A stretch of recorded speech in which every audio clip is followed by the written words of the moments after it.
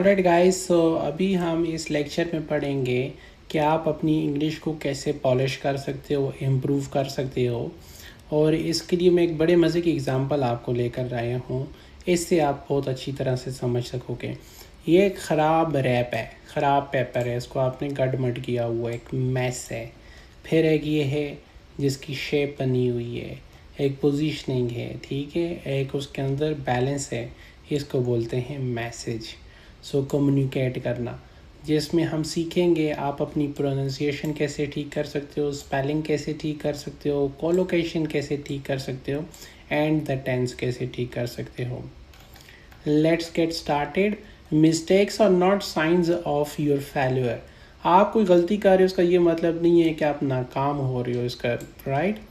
They are signs of learning in progress. इसका मतलब है कि अभी आप सीख रहे हो। जैसे आप ऊपर जा रहे थे, फिर गलती की, नीचे डिप हुआ, फिर आगे गए, फिर करेक्शन हुई, फिर डिप हुआ, फिर ऊपर गए। सो ओवरऑल अगर आप देखोगे तो आप एक तरह से आगे बढ़ रहे हो, आप तरक्की कर रहे हो। ये इसकी एग्जांपल है, राइट। पहले देखें ये सेंटेंस, ये पूरा एक पैसेज है मेरे पास, बल्कि दो पैसेजेस हैं। पहले इसको पढ़ें। Yesterday I am going to the market and buyed many things, the weather were very hot. अब इसमें देखें ये जो रेड सर्कल किए हुए ये सारी गलतियां हैं। और सोचते जाएं यहाँ पे क्या वर्ड आ सकता था। येस्टरडे आई एम गोइंग, या and I wide many things, यहाँ पे क्या ये वर्ब की सेकंड फॉर्म लगती थी, एंड एम गोइंग होगा या क्या होगा। द वेदर, वेदर ठीक है, एक सिंगल है, उसके लिए क्या लगेगा। आई डोंट लाइक इट, अभी पीछे पूरे पास्ट की बात हो रही थी तो आपने डोंट यूज़ कर दी। But I still goes because my mother told me bring some vegetables and fruits, यहाँ पे भी एक गलती है। When I reached there, the people's, right, ये spelling, was shouting loudly and one man speaked. यह कभी आपने सुना ना पढ़ा होगा। Very rude to me. He said, why you standing here? Can't you move fast? I was angry but I didn't said anything. Didn't भी बोला और said भी बोला। Because I don't want to make problems. यहाँ पे भी कुछ missing है। सो ये पूरे पैसेज आपने देखा, इसमें गलतियाँ हैं। और इन गलतियों को अगर हम सीखेंगे तो आहिस्ता आहिस्ता खुद ही सीख जाएंगे कि क्या ठीक था। अब यहाँ पे देखें, yesterday I went to the market, क्योंकि पास्ट की बात हो रही थी तो यहाँ पे वेंट लगाया। एंड आई बॉट, ठीक है, ये इसकी सेकंड फॉर्म है बाय करने की, past indefinite. The weather was very hot, I did not like it but I still went, went goes नहीं था, ठीक है, सेकेंड फॉर्म यूज़ किया। Because my mother told me to bring some vegetables and fruits, when I reach there people were shouting loudly and one man spoke, second form, very rudely to me, said, why are you standing here, can you move faster, I was angry, ठीक है। I did not say anything because I did not want to cause a problem. After that I saw my friend and we were talking about our exam which happened last week. ऊपर अगर देखें ना, he tell me, and he is fail probably, failed, second form, सारा past indefinite या past continuous होगा। We was, we were, very worry। अब worry की आप यहाँ पे देखें ना, यहाँ पे कहाँ है, वरीड, वी वर। तो ये छोटी छोटी मिस्टेक्स हैं। अगर आप इन दो पैसेजेस को रोक के स्क्रीनशॉट लेके सीखोगे तो आपको समझ आ जाएगी। ब्रोकन क्या था, yesterday I am going, yesterday use कर दिया तो वेंट होगा।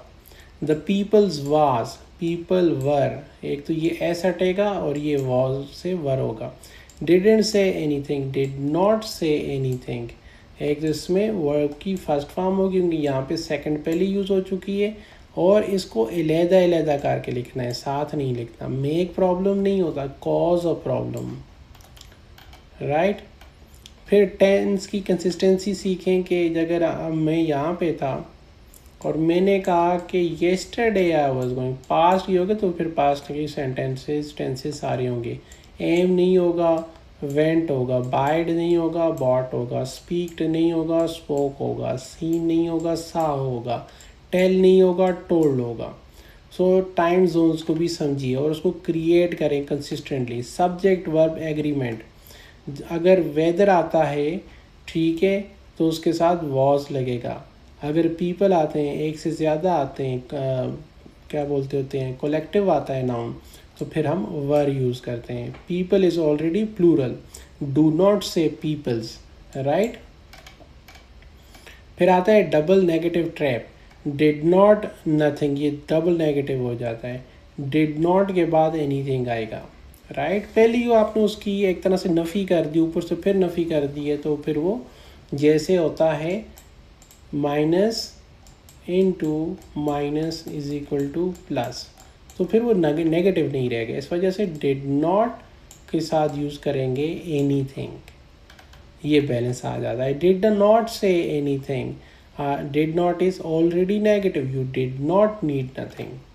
स्पेलिंग की बात करें तो यहाँ पे स्पेलिंग ठीक नहीं थे, स्पीक्ड नहीं ठीक था, ठीक है। डिड नॉट, इसको मिसिंग एपॉस्ट्रोफी, दरमियान में आपने एपॉस्ट्रोफी नहीं लगाई है, अगर करना भी था तो यहाँ पे ऐसे कर लेते या फिर इलादा कर देते। वरी नहीं होता, वरीड होता है, एडजेक्टिव फॉर्म यूज़ करनी थी, राइट।